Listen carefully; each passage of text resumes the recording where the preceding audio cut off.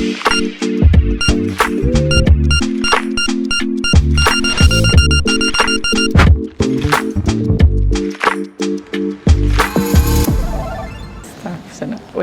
vocês estão me ouvindo? Então, boa noite, gente. Primeiro, agradecer pelo convite, pela organização da Sangue. Vocês sempre são inspiradores, então é um prazer estar aqui mais um ano. Fiz parte da Sangue quando eu estava na faculdade, então estar aqui falando para vocês hoje é particularmente muito inspirador e tem uma motivação enorme. Então, obrigada pela oportunidade. Boa noite, pessoal. Eu sou o Fabrício. Falou que tem 10 anos que eu sou preceptor, né? Então, vou falar que eu participei da Sangue também, vai ficar... Mas foi meu preceptor? Meu Deus.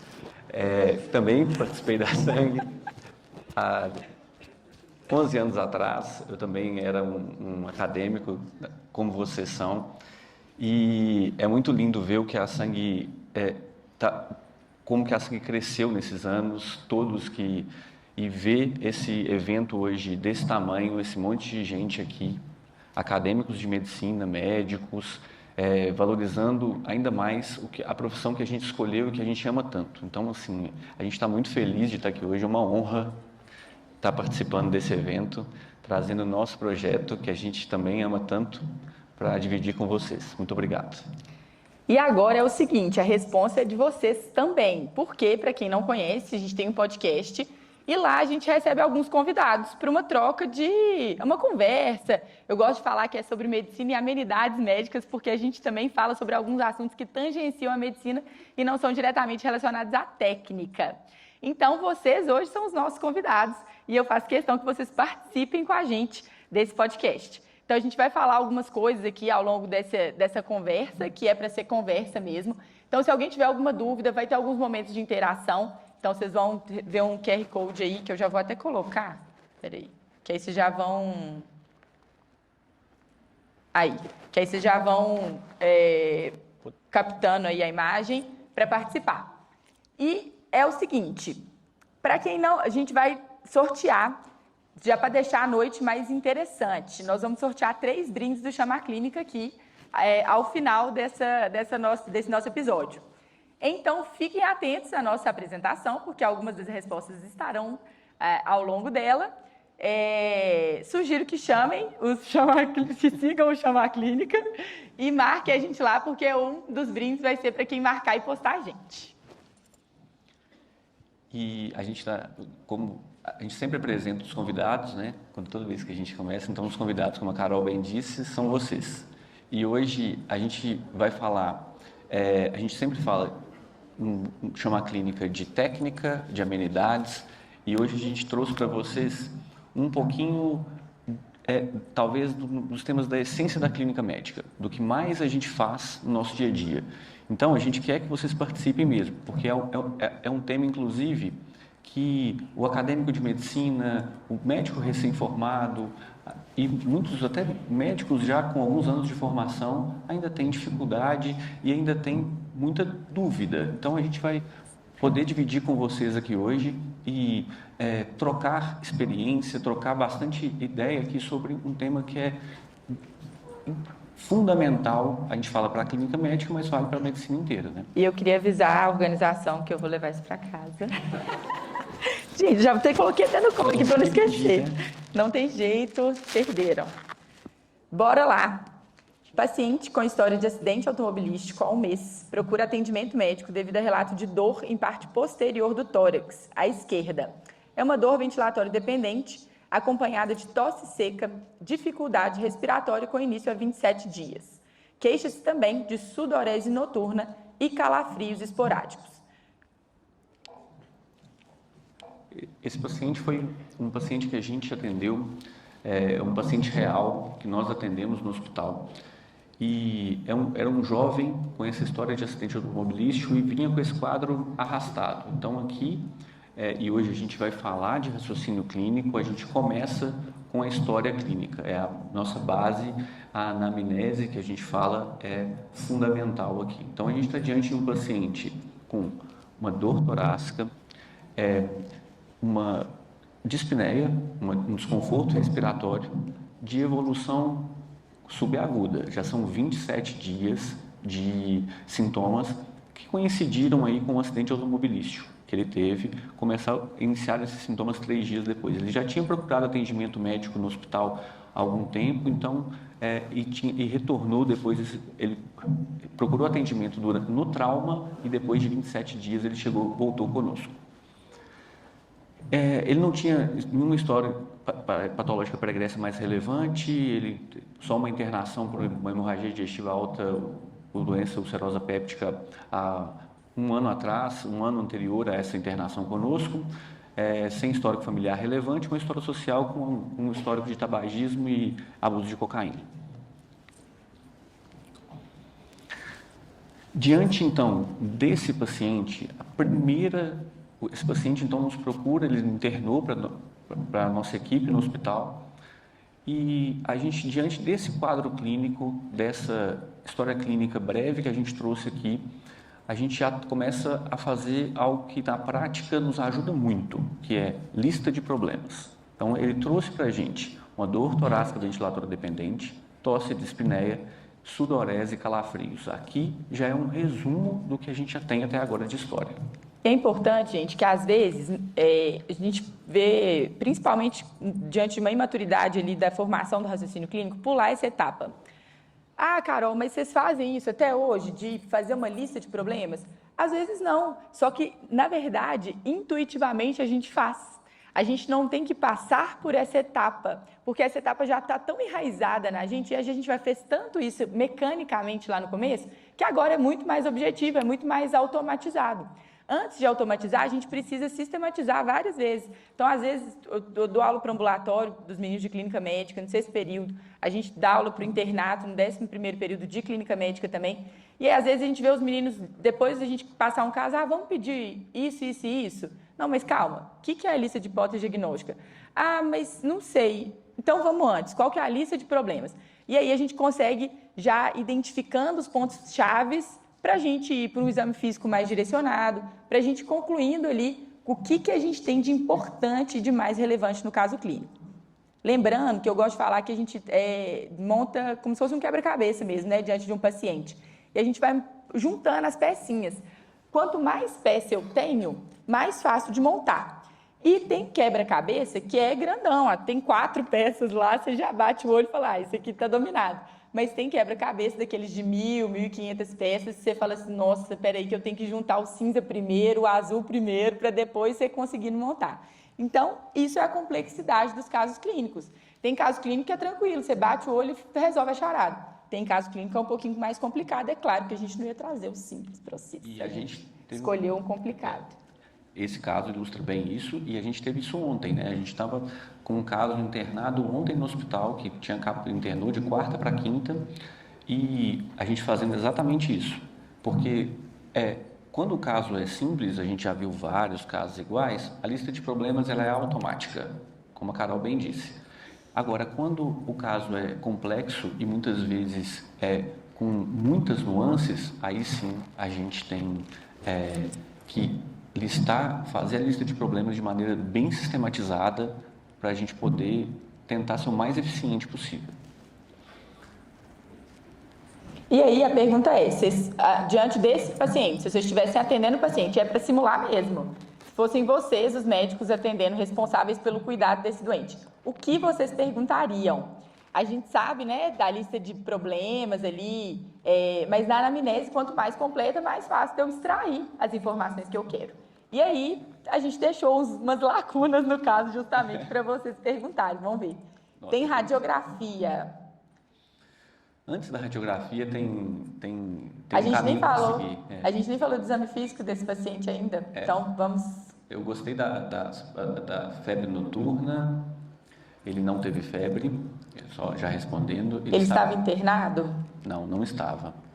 Fator de melhora ou piora. Ele não sabia destacar nenhum fator de melhora da falta de ar. Ele não tinha nenhuma posição, não tinha nada que melhorasse o desconforto respiratório dele, não.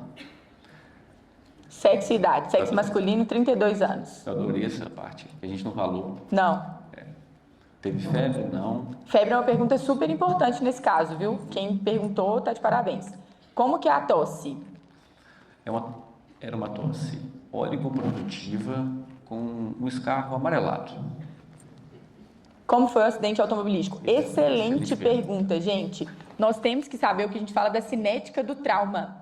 E vocês vão lembrar lá, com certeza essa informação está na cabeça de vocês em algum lugar, existem algumas características que a gente procura para saber como é que foi a cinética do trauma. Então, tatuagem traumática fala a favor de uma cinética do trauma mais alta. Alguns tipos de fratura, e esse paciente tinha uma fratura de externo, também fala a favor de uma cinética do trauma mais alta.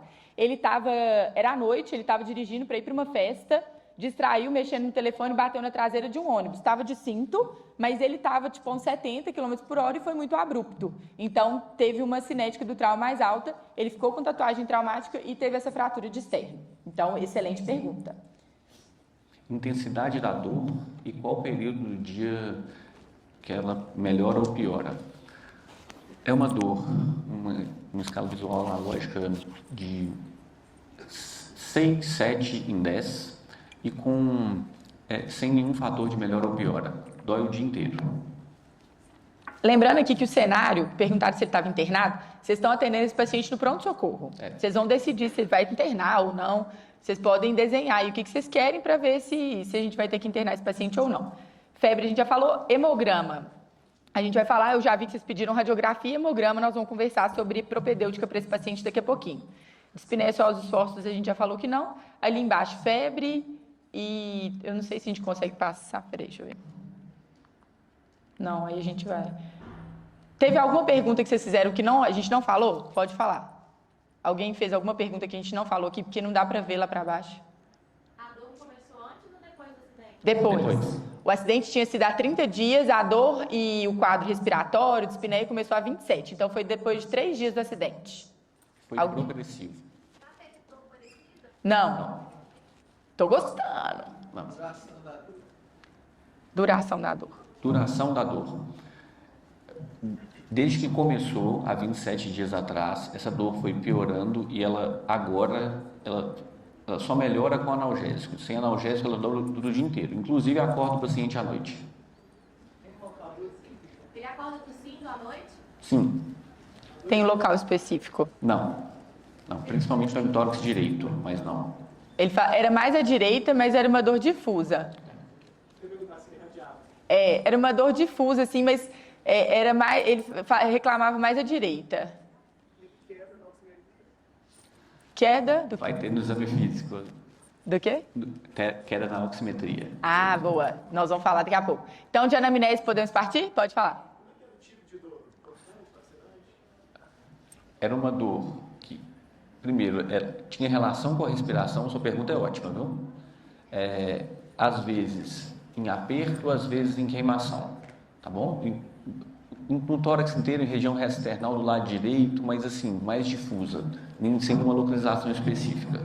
A gente ama mnemônico, e quem não segue a gente, ou quem não foi meu aluno, porque tem aluno meu aqui que ama, mnemônico é uma forma da gente facilitar um pouquinho algumas coisas que a gente tem que guardar mesmo, né? A gente sempre foge de decoreba por decoreba, porque tem raciocínio por trás da medicina, mas algumas coisas, gente, até a gente pegar e tornar isso mais automatizado, a gente tem que fazer 1000 vezes. E aí, esses mnemônicos, eles nos ajudam a direcionar um pouquinho nosso raciocínio. E aí, a gente ama um que é Flimiades, que é sobre isso, assim, o que a gente tem que perguntar na anamnese. É tudo que vocês falaram aqui, fator de melhora ou piora, o F, aí L de localização, I de início, M de medicamentos, I de intensidade, A de aspecto da dor, que é o que você acabou de perguntar, se é uma dor enfincada, é uma dor em aperto, D de duração, I de novo de irradiação e S de sintomas associados. Então, é o que vocês acabaram de falar. Por quê? Para a gente realmente detalhar a anamnese desse paciente, para eu conseguir extrair dele o maior número de informações. Aqui, gente, já surgem para a gente algumas hipóteses, a gente vai direcionando a nossa pergunta, mas está uma coisa muito aberta ainda, pode ser um universo de possibilidades. A gente não tem muita certeza nessa altura do campeonato, não. E não tinha lá na hora. Agora vamos para o exame físico, então. Pois não? Ele Foi. Excelente pergunta. Sim. Pela cinética do trauma, tatuagem traumática e tudo, ele foi ao pronto-socorro, fez exame de imagem, já tinham visto a fratura de externo, mas ele foi liberado porque não tinha visto nenhuma outra complicação, ele estava bem. Fez até tomografia de crânio pela Fez. cinética, ele fez tudo direitinho, tá? Ele foi, assim que ele sofreu o acidente, ele foi atendido.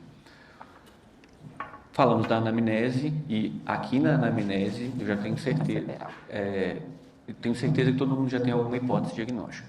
No exame físico, ele estava acordado, lúcido, completamente orientado, um estado geral regular, hipocorado, 2 cruzes, a cianótica e nectéria. Tinha e chamou nossa atenção uma linfonodomegalia cervical palpável, cadeias anteriores bilateralmente. Eram os linfonodos mais endurecidos, mais móveis. Tinha umas manchas violáceas, que a gente já vai mostrar no próximo slide. Um aparelho cardiovascular chamava atenção, uma taquicardia leve e ele estava normotenso. E umas bolhas hipofonéticas não tinham sopro. Os sons respiratórios eram abolidos na base e com crepitações em terço médio, principalmente à direita. Uma frequência respiratória de 24 e 90% de saturação em ar ambiente. Quem perguntou estava com uma queda de saturação leve. Essas são as manchas que a gente encontrou. Eram manchas na raiz da coxa, bilateralmente. Não eram manchas idênticas de um lado ao outro, mas eram bilaterais. E aí vocês podem escolher, ó, mantenha a lista de problemas depois do exame físico, mantenha a lista de problemas, não tem nada a acrescentar, altera a lista de problemas, chora, e eu vou colocar a quarta aqui, que é chama a clínica, minha gente. Alguém chama o médico. Só que aí, lá no pronto-socorro, vocês que são os médicos, então não tem como chamar ninguém, vai ter que ser vocês mesmos para resolver. Quem vai fazer clínica médica aqui? Olha, Nossa, vocês fazem meu coração palpitar. Então, a maioria de vocês alteraria lista de problemas. Querem falar aí? O que vocês acrescentariam? Tem vários, né? Tem as manchas. O que mais? Vão falando aí. Taquicardia. Na 130/80 tá ok, assim, para esse momento que ele tá vivendo. Não chama atenção, não. Com dor ainda, né? Assim, com dor. Hipocorado, excelente. Linfonodomegalia. Palpar linfonodo é obrigatório? Sim, nós vimos, e é uma coisa que, infelizmente, a gente vê cada vez menos essa prática sendo feita. É óbvio, gente, que às vezes o caso clínico está tão ali exposto que você não precisa para fechar o diagnóstico. Mas nós já tivemos caso aí de uma paciente de um diagnóstico de um câncer de mama que já tinha passado por quatro médicos, e eu já mostrei, para quem foi meu aluno, eu mostrei a foto, era figura de livro, era mama em casca de laranja, e nenhum médico tinha examinado a paciente, nenhum médico tinha visto a mama da paciente, nenhum médico tinha visto o linfonodo, e ela tinha um edema do pescoço até embaixo. Ela foi internada por causa da lesão cervical, suspeitando de herpes, e internada com aciclovir. Todos os médicos estavam direcionados à lesão do pescoço dela, quando o problema era, na verdade, uma lesão, um câncer de mama. Então, a gente gosta de falar desses casos marcam, esses vocês vão ver que o desenrolar nos marca também, mas é porque é isso, gente, algumas coisas são muito básicas na medicina. E falar para vocês aqui é para relembrar o básico, para vocês valorizarem isso no dia a dia de vocês. A gente fala, chama clínica, Carol, que exame físico completo. Sempre, todo dia. Mas eu estou de enfermaria, eu examinei o paciente ontem, examino hoje de novo, vou ter que examinar ele amanhã, vai. E depois de manhã, de novo, até ter alta. Porque assim, é fundamental, principalmente você que está ali todo dia vendo o paciente, você vai saber, olha, ele estava com a ausculta respiratória desse jeito ontem, hoje está desse jeito. Apareceu uma mancha que eu não tinha, apareceu um linfonodo que não tinha. Então, assim, eu preciso examinar meu paciente, exame físico completo, é o que a gente mais fala. Falamos de anamnese, então assim, e geralmente é isso que acontece. Quando a gente fala, e a gente cobra muitos residentes, acadêmicos, que rodam com a gente no hospital, é isso, assim, fez o exame físico hoje, a pressão estava quanto? Não medi, então volta. E esse caso foi muito curioso, eu lembro como se fosse hoje, a gente estava discutindo, estava cheia a enfermaria, a gente foi discutir no café do hospital e aí os residentes estavam passando os casos para a gente sem a gente ter visto. Faltaram 2 pacientes. Essa era uma admissão, ela não estava na lista, os residentes viram e não tinham passado para a gente. Esse caso do câncer de mama, tá? E aí elas passaram o caso e falaram assim, eu acho que às vezes tem que trocar mesmo, porque não está cobrindo, a medicação estava errada, porque a gente estava perguntando as hipóteses, por que não tinha dado certo o tratamento até então? Porque já tinham tratado bactérias, já tinham tratado vírus. E aí a gente foi examinar a paciente depois com a residente. Quando a gente olhou para a paciente, eu olhei assim, Fabrício olhou, e esse dia fomos nós 2 no quarto e a residente. E na hora, a gente olhou para o pescoço e olhou para o braço, já tinha um edema super importante. Então, não era nada tão minucioso assim, né? Esse paciente, essas lesões na coxa dele, poderia falar assim, não, Carol, mas vocês veriam isso? Gente, é um paciente que a gente não tem o direcionamento do diagnóstico. Aí tem uma regra, é exame físico completo. Vocês têm que palpar linfonodo, vocês têm que examinar a pele. Eu estou procurando pista. Como é que eu vou saber se eu não tenho todas as informações? E essa é uma informação chave. Vou dar um spoiler. As lesões são informações fundamentais. Né? Então, assim, por isso a gente vai frisar aqui história clínica, exame físico completo.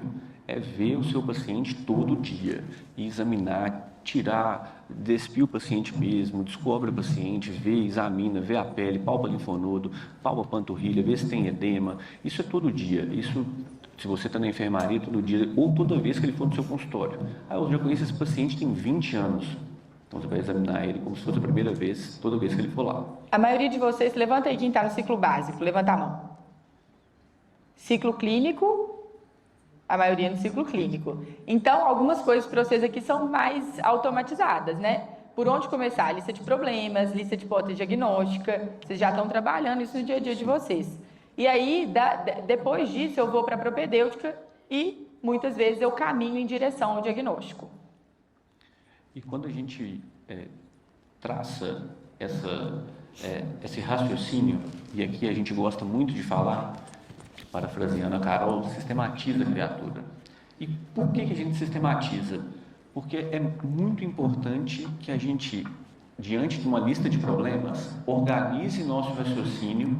E uma forma interessante de organizar nosso raciocínio, por exemplo, para esse caso em questão, é compartimentar, dividir em grandes grupos. E esses grandes grupos são neoplasia, é um quadro infeccioso ou é um quadro inflamatório autoimune? Né? Então, assim, quando a gente fala de lista de hipóteses diagnósticas e raciocínio clínico, sistematizar, compartimentar o raciocínio, às vezes, nos ajuda. Muitas vezes a gente faz isso agora automático, mas principalmente para quem está começando e desenvolvendo o raciocínio, fazer pegar as informações, criar um esquema de doenças e fazer uma rede com esses esquemas, agrupando as doenças ou agrupando a lista de problemas e hipóteses diagnósticas, é muito importante e nos facilita muito, porque depois vai direcionar a sua propedêutica. E o objetivo principal, assim, no podcast, no Instagram, é dividir com vocês as experiências que deram certo para a gente, para facilitar o caminho de vocês. A gente, para chegar até aqui, assim, de compartimentar, muitas vezes o ensino não foi tão mastigado, assim. Eu fui aprender essa questão de compartimentalizar, de fazer essa rede de esquema de doenças na residência. Se eu tivesse já com essa prática desde a faculdade, eu imagino que o caminho tivesse sido um pouquinho mais fácil, assim, na hora de construir as hipóteses diagnósticas.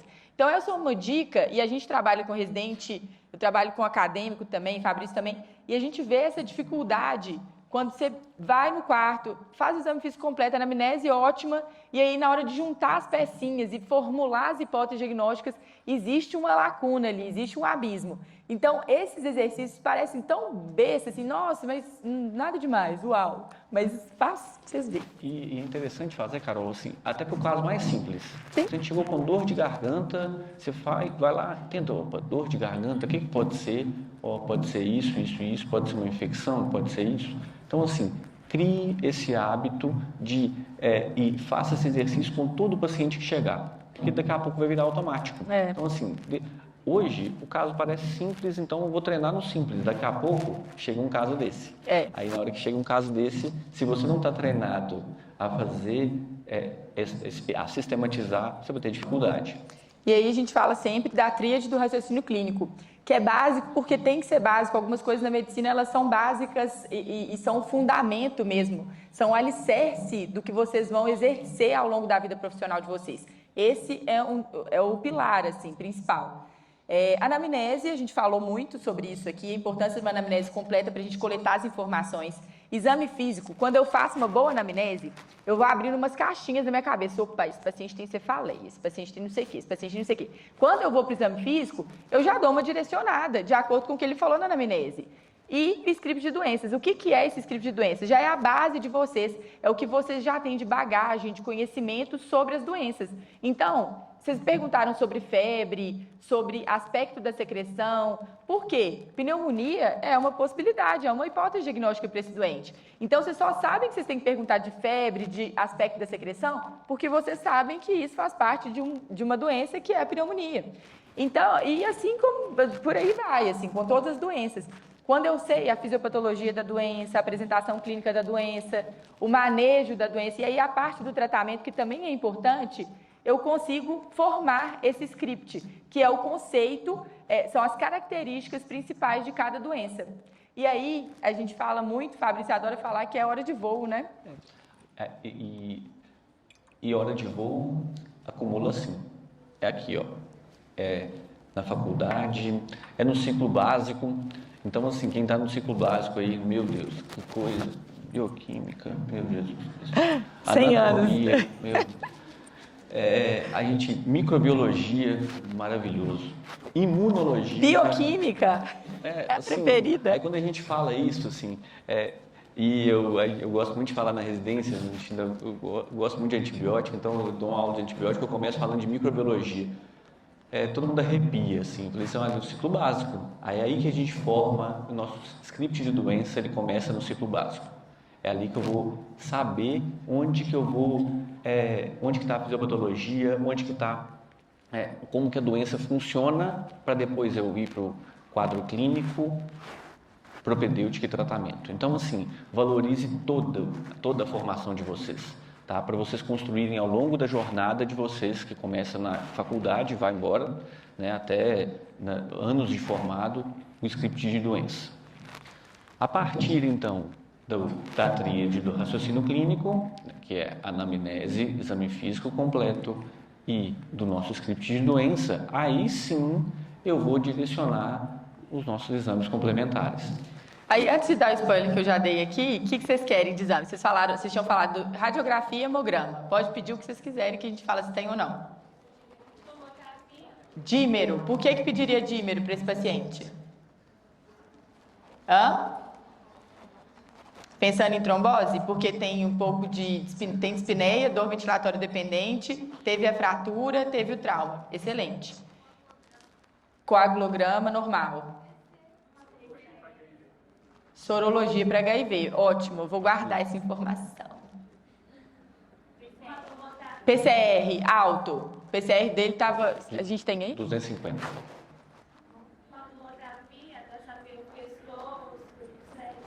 Tomografia. Tomografia de crânio dele está normal, tá? Completamente normal. A do trauma e depois que ele voltou no hospital. E aí vocês querem de tórax, é isso? TC de tórax? Tomografia ou radiografia?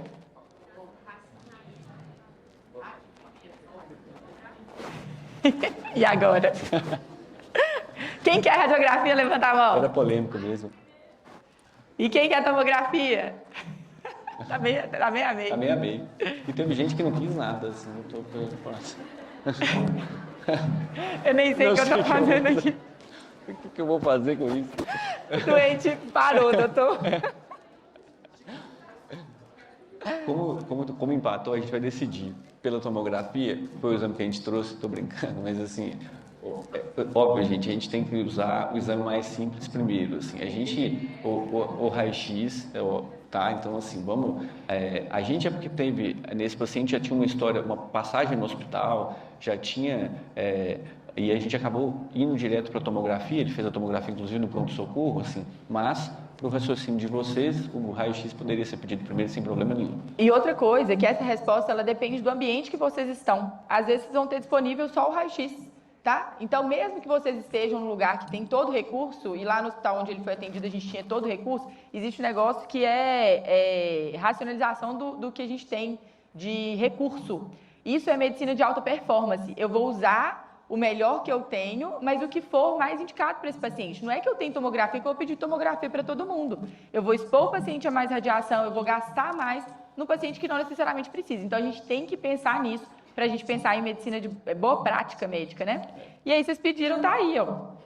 Tomografia de tórax dele, janela de mediastino, janela de pulmão. E é interessante que a gente tem duas séries de tomografia aqui. A primeira, Carol, essa primeira aí foi quando ele chegou no hospital. Essa primeira tomografia, a gente já viu aqui que tem justificativa para hipoxemia, para dor. Então, assim, a gente tem a tomografia com a janela de tórax, que é essa aqui, do lado esquerdo de vocês. Tá? Essa tomografia ele fez quando ele chegou e foi internado. Exatamente. Aí vocês veem... Ixi, coloca aqui. Vocês veem... Pode colocar. Dá. Vocês veem que tem um derrame pleural bilateral e chama a atenção do lado direito que esse derrame pleural ele está diferente do lado, e aí é bom que dá para comparar de um lado com o outro. Do lado esquerdo esse derrame ele escorre bonitinho, assim, vocês veem do mesmo lado, ele é bem simétrico. Agora do lado direito não. Do lado direito você vê parte do pulmão, que é a parte mais escura, em cima e embaixo do derrame. Isso é um sinal importante. Isso é um sinal que a gente tem um derrame ali que a gente chama de derrame complicado. Então esse é o primeiro problema, tá? Nessa tomografia e o mais importante. Do lado da janela de pulmão a gente viu um filtrado perilar, já algumas imagens em árvore de brotamento, com alguma coisa disseminando ali nesse pulmão. Depois esse paciente internou conosco, uma semana depois, nessa semana ele drenou o tórax do lado direito, então vocês vão ver que a tomografia melhorou do lado direito, só que ele continuava dispneico, ele continuava com necessidade de oxigênio. E aí a gente repetiu a tomografia e veio essa tomografia que está aí. Junto com isso, ele sentiu uma sensação de compressão torácica, opressão e assim, uma fadiga mais importante. E os sintomas estavam piorando mesmo com a drenagem do tórax do lado direito e a melhora do tórax. Vocês viram aí, ó, do lado direito melhorou a imagem, só que do lado esquerdo piorou. Ele estava colecionando o derrame do lado esquerdo, que ele não tinha. E chama a atenção, se vocês olharem na imagem de vocês do lado direito ali, no coração, que tem uma grande quantidade de líquido ali ao redor do coração. Na tomografia de tórax... Aqui, vamos marcar. Tem? Vermelhinho aí. Tem. Aqui, ó. Aqui. Aqui está o coração, né? Está com contraste, então estão os átrios ventrículos e ao redor do coração aqui. A gente está vendo essa parte hipotransparente aqui na tomografia. Isso aqui é derrame pericárdio. Na tomografia, se viu que era um derrame muito grande. Esse paciente foi para um ecocardiograma de urgência e ele estava quase em tamponamento cardíaco. Obrigada. Então, assim, a gente viu um paciente evoluir dentro do hospital, mesmo com drenagem de tórax, tratamento, ele estava recebendo tratamento antimicrobiano, estava recebendo tratamento específico, e a gente viu esse paciente piorar, evoluindo agora com um outro derrame, além do derrame pleural, agora com derrame pericárdio. Então, antes, aqui, alguém quer mais alguma coisa? Hemograma dele estava, você lembra, 9 de hemoglobina, então um leucócito de 5.600, sem nenhum desvio, uma plaqueta de 120 mil. Mais alguma coisa? Podemos passar?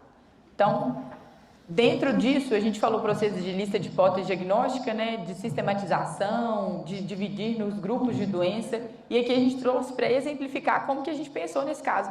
Eu tinha separado uma fotinha, porque teve 3 acadêmicas que participaram da gente com esse caso, e eu lembro, numa sexta-feira à noite, era um desafio diagnóstico mesmo, porque a gente estava quebrando a cabeça para saber o que era, antes de ter alguns resultados. E aí a gente estava discutindo e elas montaram uma lista de hipóteses diagnósticas com um desenhozinho parecido com esse daqui, que quase matou a gente de orgulho. A gente se baseou nele, inclusive. Exatamente. Neoplasia, hipótese ali, linfoma, sarcoma de Kaposi, de infecção, tuberculose, pneumonia, falaram de HIV, tem que pensar nisso. De doenças inflamatórias / autoimune. Sarcoidose era uma possibilidade, ainda mais com esse tanto de derrame desse paciente. E lúpus. Gente, para a gente escolher o que a gente pensa primeiro, a ordem que a gente vai definir, a prioridade que a gente vai investigar cada uma dessas hipóteses, é claro que a gente vai elencar o que a gente está suspeitando mais. A forma hipotético-dedutiva. Eu vou levantar uma hipótese e vou traçar o meu planejamento a fim de confirmar essa hipótese ou refutar essa hipótese e partir para a segunda. Lúpus, aí eu vou juntar a epidemiologia, que a gente fala muito, né? Não era tão nossa principal suspeita, assim. Aí a gente tem que usar epidemiologia, eu adorei que perguntaram idade, sexo, tudo isso faz parte do nosso raciocínio, né? Tem doenças que são muito mais comuns em homens do que mulher. Tem doenças que o homem se expõe muito mais do que a mulher. Algumas as mulheres se expõem muito mais que o homem. Então, assim, a gente tem que considerar todas essas informações no nosso para fazer a nossa sistematização das hipóteses diagnósticas aí e fazer o que vocês estão fazendo agora, ó, que é quais exames que a gente vai solicitar. Perfeito. Aqui a gente vê raciocínio por trás do pedido de exame. Não adianta eu pedir para toda a dispneia dímero, BNP e troponina. Isso vai muito mais me confundir do que ajudar. Porque às vezes vai ver tudo positivo. E aí você fala assim, agora, esse paciente está com pneumotep congestivo, está com TEP, pneumonia, está com insuficiência cardíaca descompensada. Então, raciocinem, tenham coerência no raciocínio de vocês. Quando a gente traça esse caminho de lista de problemas, lista de hipótese diagnóstica e propedêutica, a gente consegue construir essa coerência. Quer dizer que 100% das vezes eu vou chegar no diagnóstico de cara? Não, nós não estamos falando de acertar diagnóstico aqui. Claro que a gente quer, óbvio, impactar no prognóstico do paciente, de preferência o mais rápido possível. Mas a gente está falando aqui de construção de raciocínio clínico. Isso é fundamental. Então, eu vejo aqui vocês perguntando de FAM, C3, vocês estão pensando nas doenças autoimunes, estava tudo normal. É igual usar... É a ferramenta certa para a gente fazer o reparo necessário. Então, assim, eu não uso martelo para apertar parafuso. É a mesma coisa. Eu não vou usar dímero para fazer diagnóstico de embolia pulmonar no paciente de altíssimo risco. Mesma coisa. Então, assim, a gente vai pensar nisso aqui. Tudo que vocês estão pedindo aqui é baseado num raciocínio. Não vou pedir aleatoriamente. Tem vários exames interessantes. Sorologia para HIV positiva. Ganhou de disparado. Ainda bem que várias pessoas perguntaram. Bom, biópsia do linfonodo. Isso. Uau! Quem perguntou essa? Biópsia do linfonodo. É para elogiar, a gente pode falar. É para elogiar, dá parabéns. Vocês mandaram bem. A gente fez biópsia do linfonodo. Eu falei que vocês pediram, vocês iam ter aqui, ó. Hepatites negativos, marcadores autoimunes todos negativos, VDRL negativo, BAR negativo, HIV positivo. E o fator reumatoide, essas coisas todas, tá, gente? Tudo. E aí a gente foi lá no linfonodo. E na lesão de pele. Lembra da lesão de pele? Aquela que a gente esqueceu lá de trás? O que vocês pensariam da lesão de pele relacionada a tudo que a gente falou até agora?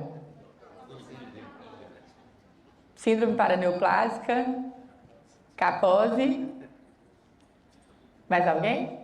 Todo mundo. Quem conhece capose ou capose? Levanta a mão. Quem já ouviu falar? Doutor Derrame não vale. Tem Então, colegas tá. aqui também que já mataram. Mas... veio o sarcoma de Kaposi, gente. Nós vamos falar um pouquinho para vocês. É importante, porque ao ver essa lesão, ao ver linfonodomegalia, ao saber da história desse paciente, o paciente jovem, com algumas coisas que não encaixavam, nós vamos falar a verdade para vocês que quando a gente pegou esse caso pela primeira vez e viu a TC, falou assim, gente, que pulmão feio, né? Assim, não explica. E era um pulmão feio, que já era feio, a gente não trouxe da tomografia, senão vai ficar muito extenso. A tomografia do acidente, e isso é interessante, assim, o acidente na vida desse paciente foi... acidente nunca é bom, mas para ele deu um sinal de alerta. Porque esse paciente já tinha isso no pulmão. Na época do acidente, quando ele teve o trauma, ele já tinha tomografia alterada. E quando a gente foi ver o exame, que ele chegou depois de alguns dias do exame, do acidente, nós não vimos no pós-acidente imediato. A gente foi lá atrás na imagem prévia e já viu um pulmão ruim. Falou assim, será que tem a ver com o exame, com o acidente? A primeira coisa que a gente fez foi tentar linkar a alteração, que falou assim, não pode ser coincidência. A gente foi buscar na literatura, tinha alguns relatos de caso de pneumonite química, porque ele tinha inalado o pó do airbag. Ao bater, foi um acidente de alta incidência, então ele teve, o airbag estourou e ele inalou o pó. E tinham alguns relatos na literatura disso. Então ele falou assim, pode ser, mas ficou com a pulga atrás da orelha, né? Depois que piorou, falou, não tem jeito. Que pó é esse que depois de 30 dias ele continua piorando? E outra coisa interessante também é isso. Gente, medicina, às vezes, principalmente para o raciocínio clínico, a gente tem que acompanhar o paciente. Então, fica perto do seu doente. Fica do lado dele. E do lado é uma maneira de dizer de não se conforme com alguns diagnósticos. Não fechava o diagnóstico desse paciente. Então, a gente, não se conformar é importante porque você vai investigar, reinvestigar. Então, assim, a gente podia ter comprado o diagnóstico na primeira. Inalou pó, é isso mesmo, corticoide vai embora. Então, assim, a gente não está respondido ainda. O paciente está piorando. Em medicina é dinâmico, o paciente evolui. E, às vezes, o que a gente precisa só de ter um pouquinho de paciência. Um pouquinho de paciência, segurar um pouquinho a nossa angústia para conseguir... daqui a pouquinho, eu não fiz o diagnóstico agora. Passa aí 2 dias, apareceu um sintoma novo, opa, esse aqui encaixou. Aí a gente vai. Então, assim, ter calma, paciência e não deixar de jeito nenhum de ficar perto do paciente. E a gente só cumprimenta quem a gente conhece, né? Então, quanto mais pessoas, quanto mais diagnósticos vocês conhecerem, mais diagnósticos, mais problemas vocês vão conseguir reconhecer na vida profissional de vocês. Então, por isso que a escolha desse caso perpassou por uma série de coisas, né? A gente queria trazer um caso interativo, diferente, que nos marcou, mas muito também para trazer um diagnóstico que não é óbvio, tá? Então, a maioria de vocês marcou que não conhece, tá tudo bem não conhecer, porque alguns residentes nossos não conheciam, nunca tinham visto. Eu, na faculdade, tive a sorte de ver, mas não é comum, se eu perguntar para a maioria dos meus colegas, nunca tinham visto. E sarcoma de Kaposi, vocês vão conseguir cumprimentar mais uma doença aí ao longo da vida de vocês, que agora vocês já sabem o que é. E... Conta aí, né, o que é. Quando a gente fez esse diagnóstico, assim, e não foi um diagnóstico, isso aqui, o paciente já tinha quase umas 3 semanas de acompanhamento, assim, não foi simples, assim. E saber dessa relação, gente, é fundamental, do sarcoma e HIV, assim, e a gente trouxe esse dado epidemiológico aí, até de um artigo da Nature, assim, que mostra... primeiro, a incidência de HIV, então a gente vê que na África é muito comum, e a associação com o sarcoma. Então, o sarcoma é mais comum onde tem mais HIV. Então, assim, a gente tem íntima relação dessa doença, do sarcoma de Kaposi, com HIV. Então, assim, saiba, no seu paciente com HIV, começou a aparecer essas lesões de pele, derrames cavitários, entra na sua lista de hipótese diagnóstica o sarcoma de Kaposi. É uma neoplasia relacionada mais prevalente em pacientes imunossuprimidos, por isso que essa correlação é tão importante. E a manifestação principal são essas manchas alveoláceas que podem estar em grande número ou podem ser em pequeno número. E é fundamental que a gente saiba disso para a gente fazer o quê? O planejamento terapêutico para esse paciente. Qual que é o objetivo do tratamento dele? Qual que é o grau de efetividade? Aqui a gente tinha 2 diagnósticos, né? HIV e sarcoma de Kaposi. E o tratamento vai ser dirigido ao paciente. Nós vamos conversar com ele. Muitas vezes a gente tem que dividir, principalmente no que diz respeito a prognóstico, doenças oncológicas, perspectivas dentro da gravidade da doença.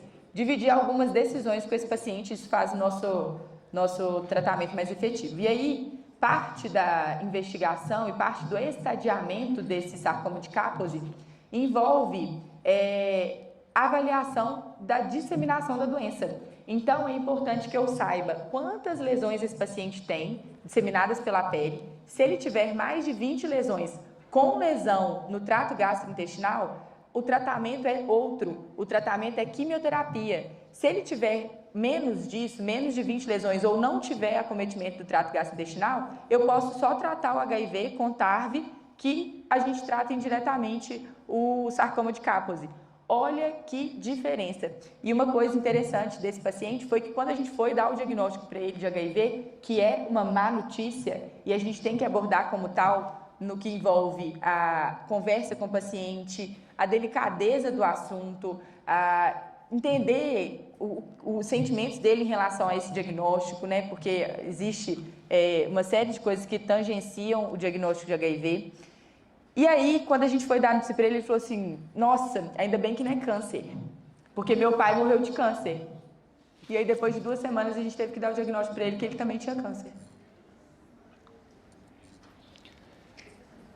E isso é uma coisa que a gente não esquece, né? A gente esperou, saiu a biópsia, e a gente esperou ele... E era uma possibilidade, assim, quando a gente fez o diagnóstico de HIV e viu essas lesões de pele, a Kaposi era uma realidade mesmo para esse doente, só que a gente tem que ter hora também para falar as coisas para o paciente, senão a gente leva para o paciente uma hipótese diagnóstica num paciente que já está sofrido de ter uma história prévia na família do pai, e ele sofreu muito com a perda do pai, com câncer, ele viu o pai dele sofrer, então assim, a experiência dele com o câncer foi horrível, muito ruim, tá? Então, a gente estava, além de dar uma má notícia, dando outra para ele péssima notícia.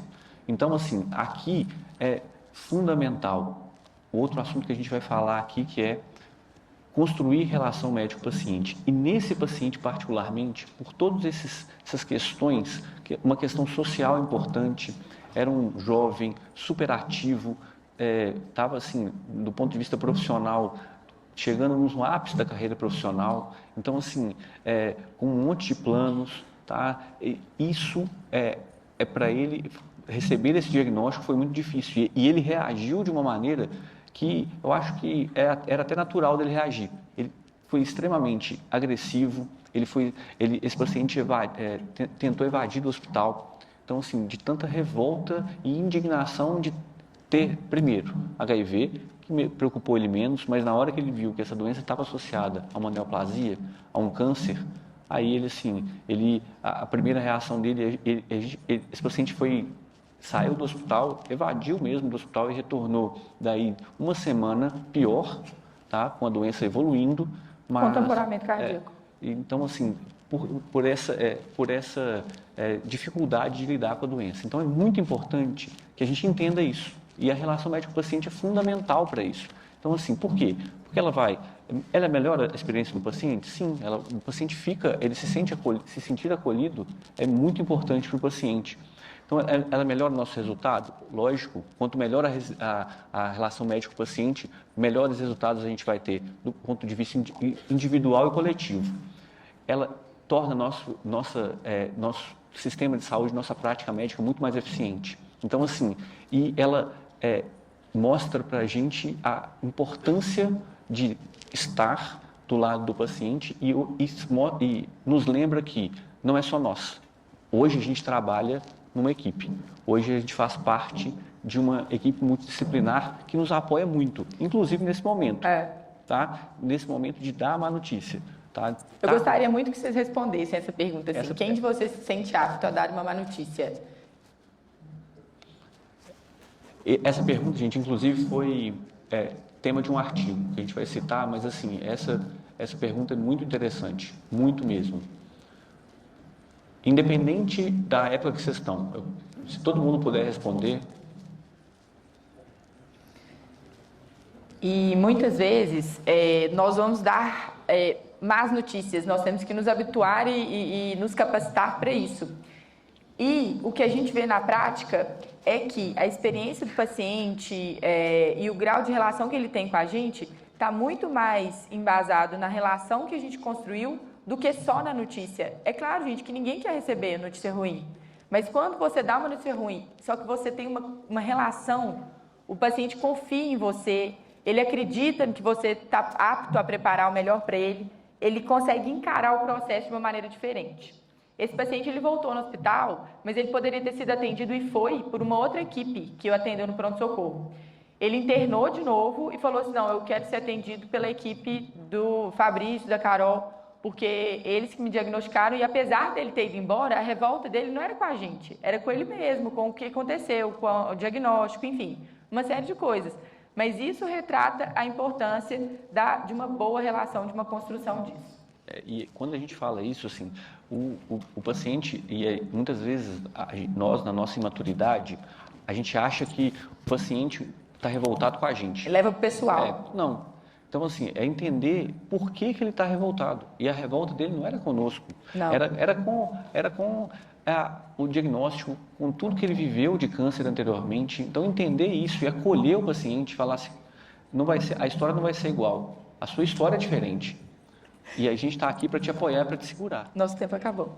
Então, nós vamos dar uma acelerada aqui, porque o assunto não acabou. Mas a gente está no final já.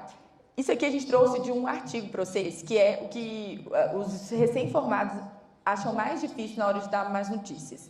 E o principal aí de vermelhinho, lidar com a emoção do paciente, e o azulzinho, ser honesto sem tirar a esperança. Gente, às vezes, na verdade é sempre difícil, né? Eu lembro que particularmente, esse caso aí, eu fiquei meia hora sentado na frente do quarto dele, pensando como que eu ia falar com ele. E sempre marca a gente está falando de um caso aqui que marcou, assim como tantos outros, mas a gente consegue construir e sistematizar, encontrar a melhor forma de fazer isso. Como? Desenvolvendo ao longo do curso soft skills e hard skills. Não adianta, soft skills não sustentam uma boa prática médica. É importante? Importantíssimo, a gente sempre fala disso com vocês. Mas a técnica é importante, porque na hora de eu traçar o planejamento com esse paciente, eu tenho que saber o que é sarcoma de Kaposi, saber qual que é o tratamento, saber por que ele tem que fazer uma endoscopia, por que ele tem que fazer colonoscopia. Ele já tinha submetido, gente, a derrame, a uma drenagem pleural bilateral, drenagem pericárdica. Pensa o sofrimento desse doente, quando eu falei com ele que ele ia ter que ficar de preparo para fazer colonoscopia e endoscopia. Então, todo dia era notícia ruim no quarto dele, todo dia. E isso só, eu consigo amenizar? Algumas notícias não, mas eu consigo fazer isso da melhor forma possível. E isso aí a gente consegue treinar ao longo da faculdade, a gente consegue fazer da melhor forma possível. E isso aí é o nosso compromisso com o nosso doente, porque envolve responsabilidade com a nossa profissão. E ver é muito importante. Estar perto de alguém, então assim, na fase que vocês estão, não se furtem de aproveitar as oportunidades que vocês têm de ver alguém transmitindo uma má notícia. Alguém sentando com o doente, dando uma notícia, a pior notícia da vida do paciente. Ou vocês acham que receber a notícia que você está com câncer não é a pior notícia que você pode receber? Com 40 anos de idade. Então, assim, é a pior notícia. Então, a pior notícia da sua vida, a gente tem que ver isso. A gente tem que ver alguém dando essa notícia para você ir aprendendo. E é assim que a gente vai aprender. Primeiro, é assim que a gente desenvolve soft skills. Algumas pessoas têm isso intrinsecamente. Agora, algumas, e a maioria, fui uma delas. Então, assim, aprendi muito vendo meus professores fazer, meus preceptores fazer. Então, assim, no dia a dia da enfermaria, nossa, deixa eu ver ali, ele dá notícia de uma pneumonia. Vou lá e vejo. Só que você só consegue ver se você está indo no internato, se você vai no ambulatório, se você atende o paciente. Então, assim, se você se importa, se você está ali verdadeiramente se importando. Então, esse aqui é só o modelinho que a gente trouxe de qual que é o momento que os médicos mais se sentem nervosos e mais estressados em relação ao tempo de má notícia, né? A má notícia propriamente dita, assim. Começa com por incrível que pareça, com o médico muitas vezes mais estressado e angustiado que o paciente. Eu estava no dia que eu sabia, né? Mas é porque a gente sabe da carga que está envolvida naquilo, né? Esse aqui é só para citar para vocês mesmo, né, que é uma forma de sistematização, que a maioria de vocês tem contato com isso na faculdade, que é o protocolo Spikes. Isso não é bobeira, isso não é teoria, isso é importante para que vocês façam da melhor forma. E para finalizar... o que a gente gosta de falar e fala o tempo inteiro, assim, o protocolo Spikes, ele se resume e ele é indispensável... Na escuta, na habilidade de comunicação, no conhecimento, paciência, empatia. Empatia é fundamental, gente, se colocar no lugar do outro. E se eu tivesse recebendo aquela notícia? Então, assim, isso é fundamental, acreditem nisso. E aí, nessa construção toda, nessa dificuldade toda, nesse processo, a gente tem algumas coisas que podem nos deixar perdidos. Então, quando a gente é desorganizado na interpretação dos dados, quando a gente, na hora de gerar a hipótese diagnóstica, a gente não conhece, não forma, não sistematiza as coisas direito. Na hora de selecionar essas hipóteses, a inexperiência nos atrapalha muito. E, na hora de fazer o plano terapêutico, vem a insegurança primeiro, do processo anterior não ter sido mais adequado e, segundo, de não conhecer mesmo o tratamento daquela doença. E, para finalizar, Carol, assim, a gente conversou hoje sobre um tema que, primeiro, a gente já falou que a gente gosta muito e queria deixar para vocês essas mensagens, para vocês guardarem e saberem que medicina, e tem gente em todas as fases aqui da faculdade, da trajetória médica, mas a essência a gente quis trazer aqui, que é o raciocínio clínico, ele é hard skills, que é técnica, é conhecimento, é o que vocês estão buscando, estudando, e soft skills, que vocês vão aprender na prática, que vocês vão aprender vendo, tá? A relação médico-paciente é pilar para isso, gente, é um pilar. A gente está aqui pelo paciente, vocês estão se formando pelo paciente. Então, assim, acreditem nisso, se importem com ele. Ele é o centro do cuidado de vocês. Particularmente, essa parte de medicina é maratona, né? Que a gente gosta de falar. Quando a gente está no meio do curso, a gente fala assim, nossa, mas falta tanto ainda, e depois você forma, tem residência, e às vezes outra residência. Mas é isso, não queiram apressar essa etapa da formação de vocês, porque é importante, isso vai fazer diferença na prática médica de vocês. E fazer além do básico é fundamental se você quer construir uma carreira de sucesso. 90% do sucesso se baseia simplesmente em insistir. Insistam. A gente está aqui hoje falando para vocês porque certamente a gente fez além do básico. O Dr. Derram, outros tantos exemplos que falaram aqui e que vão falar ao longo desse Congresso da Sangue. Antes de tudo, gente, a gente quer ser exemplo para vocês de que nós não somos, nunca fomos alunos assim, nossa, primeiro da turma, que aprende super fácil. Desmistifiquem isso, não é sobre isso. É sobre correr atrás, sobre ser comprometido com a formação de vocês. Quando a gente fala que a gente precisa insistir, a gente precisa estar... não desistam, foquem e façam sempre o melhor de vocês. Busquem o melhor. Independente de qualquer lugar que vocês estejam fazendo, tudo que vocês estão fazendo, busquem o melhor, sempre, sempre mesmo. Vou deixar um merchan para a Carol, ela é melhor de merchan que eu. Eu não podia ficar sem o merchan.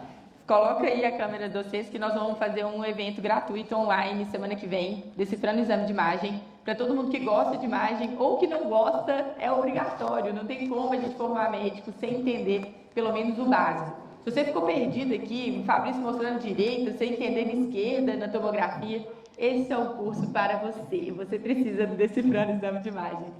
E é isso, gente. Foi um prazer. A gente se alongou aí, mas a ideia era ter essa troca com vocês e compartilhar um pouquinho desse caso, que foi um desafio diagnóstico e muito mais do que o desafio diagnóstico em si, como foi trilhado esse caminho até o diagnóstico, porque é isso que marca a gente e é isso que fica para os próximos casos, né? Porque nunca o sarcoma de Kaposi é só o sarcoma de Kaposi.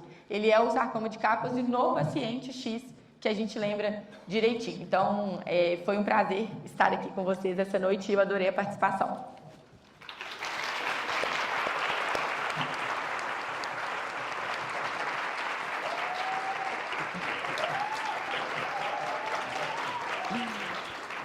Um aplauso para vocês também, né? É verdade.